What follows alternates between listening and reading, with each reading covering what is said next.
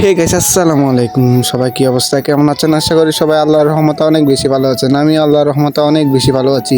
অনেকদিন পর আজকে নতুন একটি ভিডিও নিয়ে আসলাম। তো সবাই ভিডিওটা না টেনে সম্পূর্ণ দেখতে থাকবেন। আজকে আমি সারাদিন কি কি কাজ করি তা নিয়ে আজকে ফুল ভিডিওটা থাকছে।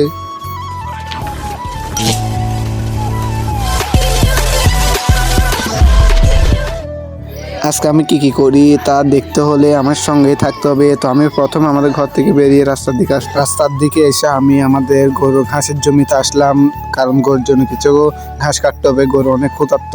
তো আমি আমাদের ঘাসের জমির দিকে আসলাম, এটা আমাদের ঘাসের জমি। তো এখন ঘাস কাটার জন্য ফার্মে যাব। ফার্মে থেকে দাটা নিয়ে সোজা খড় কাটতে যাব, গরুর জন্য ঘাস কাটতে যাব। তো এখন ফার্ম আসলাম, মুরগিগুলো দেখে নিচ্ছি সুজুকে, মুরগিগুলো কেমন আছে ওইটাও দেখে নিচ্ছি। এখন ডাটা নিয়ে আমি ঘাসের জমির দিকে রওনা হলাম।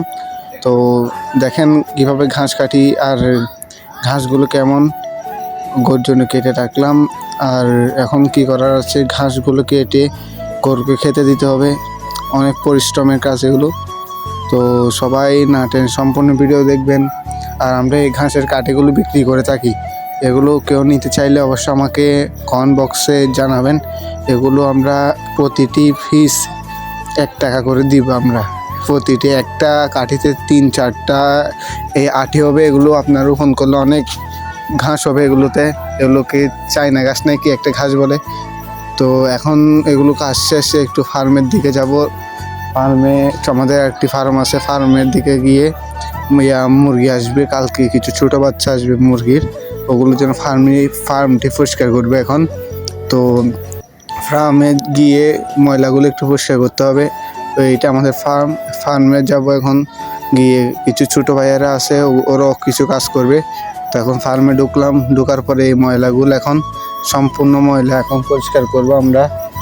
তো এখন পরিষ্কার করার জন্য আমার ছোটো ভাই কিছু আছে, ওদেরকে নিয়ে এই ফার্মটি আমরা পরিষ্কার করতেছি।